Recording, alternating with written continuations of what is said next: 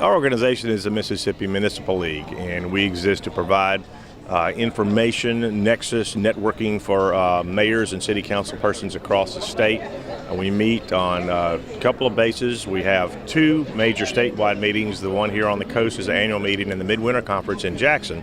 But there are other regional meetings as well, small town conferences, those sorts of things that we host to make sure that we're providing as much information as we can to cities and assistance, whether it's a regulatory type of component or continuing education.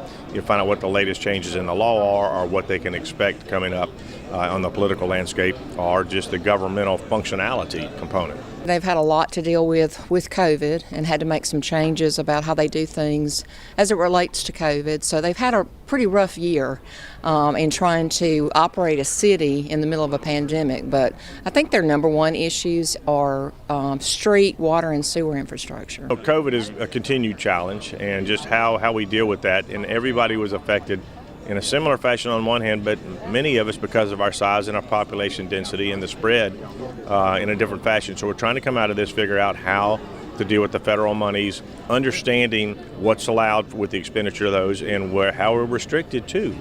And so, people are glad to have the opportunity, but we want to make sure we're doing it right. Through the American Rescue Plan Act, every city in Mississippi is going to get a direct appropriation of funds based on their population, and that money is to be used to help them recover and maybe prepare better for a situation like COVID. And it's, a lot of it has to be used for water and sewer infrastructure. We have an opportunity in Mississippi we've never had before, and I don't know we'll ever have it again. We are really looking forward to working on our American Rescue Bill. The Senate and the House have received about $1.8 billion, and in the local communities, counties, and the cities got about another $900 million. And what we need to do is make sure that we spend this not for 1 or 2 years, but for 1 or 2 generations. So it's for water and sewer and the infrastructure projects so many of our cities actually struggle with every day. We have this money that showed up, and whether we wanted it or not, and we need to spend it well. Between the cities and the counties and us, we have $2.7 billion to do infrastructure. That'll prepare us for new subdivisions, new wastewater treatment, new industrial developments, everything that we really have scrapped for so many years. Now we're going to have the money to do it. In Greenville, much like every city in the Mississippi Delta, Mississippi, and across the country for that matter, infrastructure has been an aging issue. No pun intended, but we have aging infrastructure. We're dealing with it. Water, sewer, broadband. And so with the American Rescue Plan money, we need to begin to focus on those major sustainable projects, not those 1-2 year projects, but projects that are going to last for generations, 20 and 30 years. And so we're looking at American Rescue Plan money. We have our appropriation in the city of Greenville, but we're also looking at other pots of money with the American Rescue Plan to make sure that we have sustainable impacts regarding infrastructure and addressing that for the folks we represent. And what could that mean for cities and residents, not only this year, but 20, 30, 40 years down the road? It's a big deal because we have the issues now where we have aging infrastructure, potholes, drainage. We on the Mississippi River on the port, and so we have 2 high water events every year, and so the seepage come under the Mississippi River and it begins to erode our sanitary sewer system. When that happens, we have crumbling infrastructure on the top. So we cannot fix the top of the street until we fix the bottom of the street. So this money, we want to make sure that we begin to fix those sanitary sewer issues, fix those 16-inch pipes, those pipes that hadn't been replaced in 50, 60, 70 years. And once we do that and come back and do an overlay, for generations, folks will have good streets, good water, safe sanitary sewer systems in cities and towns in Mississippi. Greenwood received ours 2 days ago. And so we do have the first installment of our American Rescue Plan. We're very fortunate to have that money, and we want to use it wisely. We're still going through all the documents to see what you can actually use the funding for in water, sewer, and broadband. Those are the major points of using that funding, and we want to make sure that we use that funding for just exactly what it's supposed to be used for. How important are those services and the upgrades that they potentially offer? Well, in an older city like Greenwood, the upgrades of the sewer project is wonderful. We can use that money very wisely, lining pipes and that have been caving in repeatedly over the years. So we're excited to have money to finally maybe line some of the sewer pipes in the city of Greenwood. Yes. Right now we're looking at projects that we believe are kind of long-term game-changing projects. Of course, Hattiesburg has a consent decree right now with the Department of Justice regarding sanitary sewer overflows, so there's a good chance that a large portion of our ARPA money will go to sewer repairs and replacements. But we're trying to take kind of a big picture view of this. What are some expenses that we can take care of now that will pay dividends later on down the road? In Tunica, it's extremely important. We lost a good bit of our revenue with the gaming when they shut completely down. And so these funds will help us, with a lot of the infrastructure and other improvements that we should have been doing that we will now be allowed to do. It would be extremely resourceful. I come from a small town. Our population on voting record is a little bit over 1,200. So I come from a small town to where we rarely have resources. So the American Rescue Plan came in. It's going to come in great as far as resources to where we can increase the broadband. We rarely have budget for sewer, water supplies, and resources. So it came in a time of need. We have a lot of water and sewer projects that we need to work on, so I feel like we'll focus on that. We have some upgrades to our current water systems and some places that do not have water and sewer now that we need to reach. With our kids following home, we had to figure out ways in which to reach our students real quick. So our faith-based institutions in the community were active in becoming hot spots. We use buses to become hot spots and everything in our community. So we saw that there was a real gap and a problem in our community. So the broadband issue was one that jumped right out at us that we had to address early on. We come from a small rural community, and that's where the need, I think, personally, is the greatest. And of course, the money is hopefully will generate that infrastructure that's necessary to provide those services. Is very crucial to our rural communities. What did the pandemic show you about the need for broadband services in your area? Of course, the not being able to meet in class or in person, so to speak, and that was very valuable to these people that can't, meet in class, and it's very immeasurable what good it will do. Between us, we have $2.7 billion to spend. It is clear that it is to be spent on water, sewer, broadband, and tourism. I anticipate that the state government will, again, last year we did this with CARES Act money, devote a portion of that to tourism. So your focus is going to be on water and sewer. That's what and broadband, water and sewer. That's what the money is. That's what the law requires us to do. That's when you come back to the legislature this year, conceivably, we could match how much money you got. You got $900 million. The state could actually, through its Senate and the House, could match that $900 million. So when you got $2 million for your town or $800,000 for your town, you could conceivably get $1.6 million for your town. The key to that is that you be properly planned on what you're going to do with the money, that it doesn't need to be spent for 1 or 2 years. It's 1 or 2 generations. What you're going to do is plan the future for your city and your county. That's what's going to happen.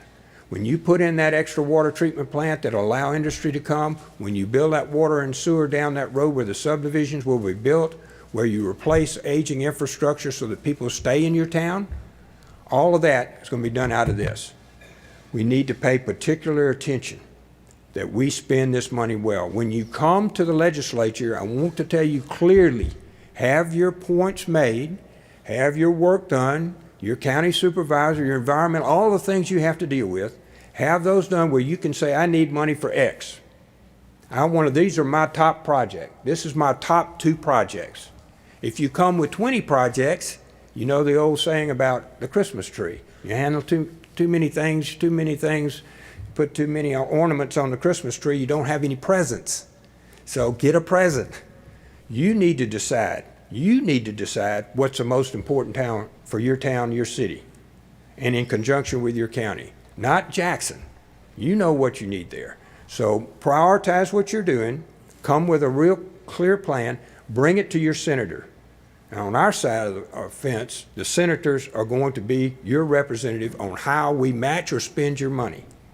So bring it to your senator. On the other side, it would be your House member, of course, and you need to be with them as well. We welcome the fact that you're going to do this. We welcome the fact that you're doing your planning right now. We get $1.8 billion. We're supposed to obligate it by December the 31st, 2025. We've got 2 more years after that to spend it. What is going to be the problem? The first is you have to decide what you're going to do. The second, we're going to have capacity problems. If we wait, there's not going to be any pipe, not going to be any steel. And right now we have capacity problems. But every state got the same amount, well, more money than we got. I mean, California probably got $50 billion. So what are we going to do? If we early on in our planning and we obligate our money early on in January of this year, when you've got your projects ready to go, we get out of the gate first. And I strongly encourage us to be out of the gate first. We need to be the first one out, getting our pipe ordered, getting our things ordered, our steel ordered, our extra plant ordered, all the equipment we got to have for our new water sewer plant. All of that, the earlier we do that, the earlier our chance are we'll even get it at all, because everybody else is going to be in competition with us. I think along with advocacy, training is probably our #1 priority. We feel like as their association, we're responsible for giving them the tools and making sure they understand their responsibilities, and also through advocacy, making sure that they're well represented at the Capitol, and that when laws are passed that affect them, we incorporate that education into our meetings so they understand what changes came from either the state or the federal government. For new officials, for many, it's their first time into any sort of public service. So the more information we can provide, the faster we can help them get up to speed on, everything from running a meeting to what you can and can't do, to the division between, the separation of powers, the judicial, executive, and legislative, and then the different types of cities that we have here, how they're chartered. So those are all very helpful. But we do have a, certified municipal official component to this, where people, if they take a certain number of courses, and there's a battery. This year we have over 70 different courses for people to choose from for this, but it's all towards a professional designation, which makes us all better. I think the first hard lesson to learn is that the pace of government's much, much slower than it is in the private sector, and much more deliberate, and there are a lot of rules and regulations in our state code about what you can and can't do. So sometimes a project that's well-intentioned still takes a long time to make happen, and I think that is a source of frustration sometimes for new folks, but once they get acclimated to that and learn the processes, and with our training, I think they can become effective and fulfill some of their issues that made them want to run in the first place. Our CMO program is our Certified Municipal Official program, and it's very important because municipal leaders come from a wide variety of backgrounds, and so we want to get them trained on what they need to know to be good leaders in their community. And so at this conference, we are doing 73 educational sessions, and we do so many because we want to make sure from the largest city to the smallest village that there's something for everyone to take back to their community. They come from a wide variety of backgrounds, and so we want to make sure everybody understands that running a business is different from running government. And so we want to make sure that they understand municipal finances, municipal laws. And so for these new officials, we do some classes that are meant just for them to get them trained on what they need to know as brand new officials. This whole year felt like that with these stinking masks on, but we had to do it, and we did it for the right reasons. It is time for us to make the transition, and we are privileged to have Eric Simmons about to take over as our new president. But I want to tell you, I've been given a liberty to make a few comments, and I just got a lot of gratitude to share with you. As much for the example that you set on a regular basis as anything else, and the integrity and resilience you have shown over what has been a very, very difficult season, or certainly a different season for a lot of us. We started this meeting talking about getting back to normal, and really what we're doing is getting back to better, right? And the normal is past, and the new normal is going to be a whole lot better. 2 years ago, started about talking about who's telling your story, asking ourselves about that, because for too long, Mississippi cities, our culture has allowed America and other folks who have never set foot inside our state to learn about our wonderful people, our wonderful culture, our amenities, our natural resources. They're telling our story, and it's time we started telling our own.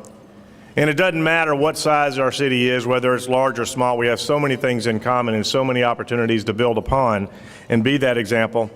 You know, size isn't as important as drive and commitment and the vision and the belief in your community and its potential. Setting our own destiny, charting our own course. But we could not have imagined the changes that were going to be thrust upon us, and some of the ones that we embraced, some of the ones that we adapted to. And looking back just, briefly over the last 2 years, and you allowed me to serve you an additional term because of COVID, but one of the most monumental things that I believe we did and had a role in playing, and that was changing our state flag to send a message to the world that Mississippi is to be recognized and is going to be competitive and stands for a lot of good in this world. You know, words have weight, symbols have substance. And I think we all embrace that, and I think that's the spirit that we have with this municipal association as well. For my own part, for our city, for our coast, we did something that folks never thought would be able to do, and a lot of folks bet against us, and that was the Mississippi Aquarium. And while you're here, if you have not seen it, I hope you will take time to go and visit and take your family and come time and again, because it is a remarkable brown to blue water experience that most folks go say, I can't believe this is in Mississippi. It is world class, and you have had a role in helping make it successful, and you will continue to be so. So for that, I'd like you to give yourselves a round of applause, because it is Mississippi's Aquarium. And then we had COVID. A lot of folks would have folded, would have given up, but it fell upon the local officials.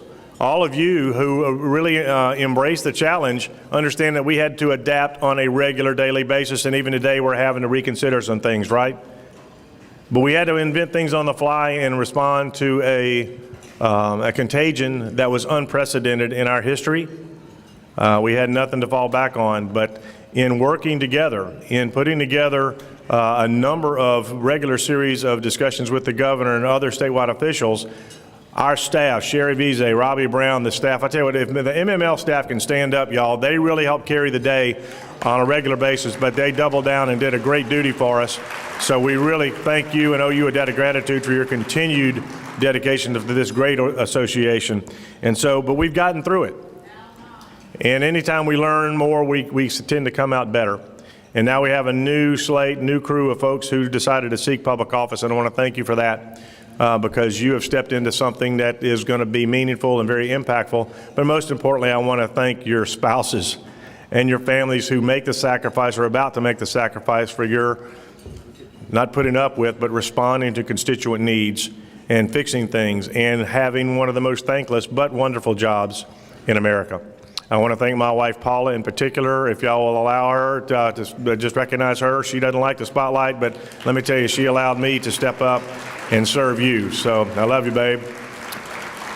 And my work wife, Rebecca, she really makes things happen around City Hall. I'm the 4th or 5th mayor she's trying to train, and it's not going too good for her, but she really has made things go for us as well. So I want to thank her for that, and thank God Almighty for these blessings and opportunities that we have. So with that, I just I can't thank you enough. I'm grateful to have been given this opportunity, this privilege to serve you. So thank you, and God bless. At this point,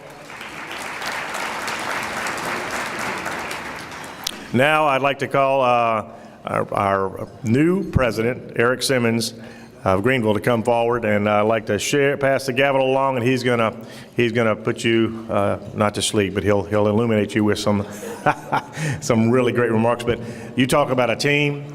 I could not have had a better teammate than Eric Simmons, and it has become a fast friendship that was going to last forever. So I'm grateful to have his example as well, his enthusiasm, and the leadership that he has already provided and will continue to do so. So Eric Simmons, everybody.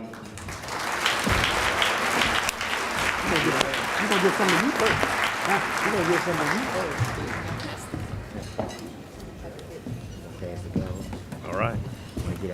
All right. What are we going to do?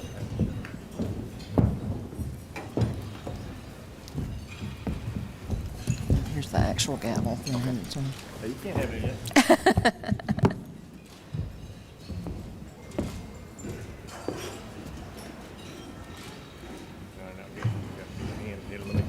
Act like we're handing it. All right, here we go. All right, you take it. All you. don't know where we got something for you. We're gonna give Billy something. Yeah, stay up here for a second. You know, the last 2 years have been somewhat challenging, and I believe that God puts the right person at the right place at the right time, and He definitely did with our president, Mayor Billy Hughes, when this all started. And just give him another round of applause, because I can't say thank you enough. I can't think of another president I'd rather go through a pandemic with than Billy Hughes. But let's don't do it again, okay? But he was great. All the officers agreed to serve a second year, and that was unprecedented. We'd only done that after Katrina. But they all stepped up and provided some great leadership.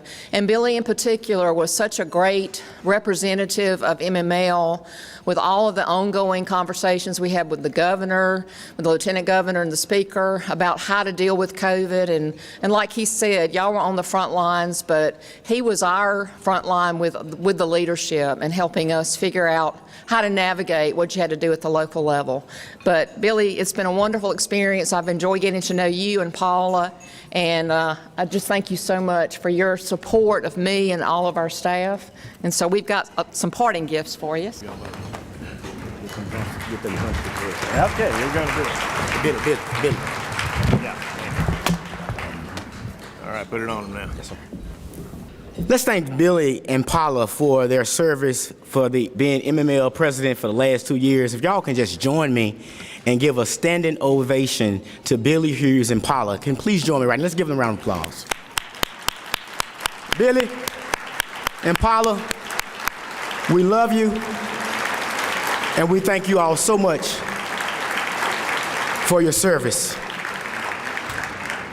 To all the elected officials and members of the Mississippi Municipal League, I say thank you for the honor of being here today and for your faith and trust in electing me to become president of the Mississippi Municipal League. It lights my soul with happiness, hope, and pride that as partisan politics and divisive rhetoric on the national level divides some of our leaders, here in Mississippi, we are found the way to work together to get it right and unite as one. Give yourselves a round of applause.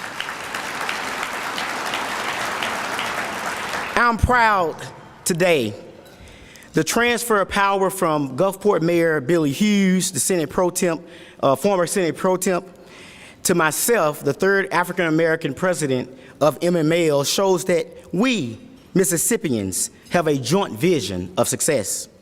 I'm proud that the Mississippi Municipal League places as much emphasis on the further development and prosperity of Greenville as it does on Gulfport, Oxford, and Ocean Springs, Valhalla and Brandon, Leland and Laura, Delo and D'Iberville, Metcalfe and Mendenhall, and that it extends its services equally as we elected leaders strive to increase our city's bottom lines and improve the lives of each citizen in our respective communities. We collectively will protect home rule and local authority with no unfunded mandates, keeping at the forefront citizen-centered solutions, understanding fully that local needs deserve local solutions.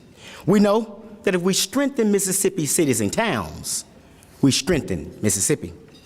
I pledge to be a strong voice for cities and towns in Mississippi, an aggressive advocate for infrastructure investment, workforce and economic development, healthcare, education, and a compassionate supporter and additional training for newly elected officials and those in our small towns with the lens on equity and inclusion. Mississippi will be stronger when our closed hospitals reopen and can provide quality access to everyone. When small businesses have the blueprint to step into the global marketplace to show the world what Mississippi has to offer. When our returning brothers and sisters realize that their futures are not based on the ills of one past, but the skills to do the job. When every child, regardless of income, race, region would not be left behind, but we would have a step forward with viable opportunities, pathways here in Mississippi. I'm honored today to be trusted to sit at the helm of this great organization, to share with leadership and our members my vision for a better Mississippi. I'm honored to be here and be your ear that each of you can speak to and voice your concerns, your desires, your visions for what it takes to make each of our cities and towns stronger, more desirable to all, and for our state to become the top tourist destination that draws people from all around the world here to be hungry to experience our Mississippi culture. As we move toward a shared vision of continuing the successes of Mississippi Municipal League by bringing each of our greatest strengths to the forefront, I pledge to you that I'll be one of the hardest working MML presidents that you've ever seen. Our cities and towns have a lot to be proud of, and so does Mississippi. And as we work together to improve upon what we already have, let us become the diamond that the world cannot resist coming to see. Let us become the mystery that draws the curious from around the world. Let us become the buffet of excellence that the world must come to taste. Lastly, let Mississippi cities and towns become the oasis for which others must come to take a drink.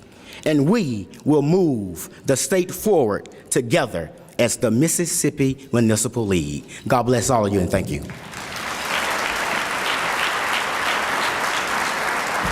How can people get more information? They can go to our website at mmlonline.com, or visit us on Facebook or Twitter, or they can call us at 601-353-5854.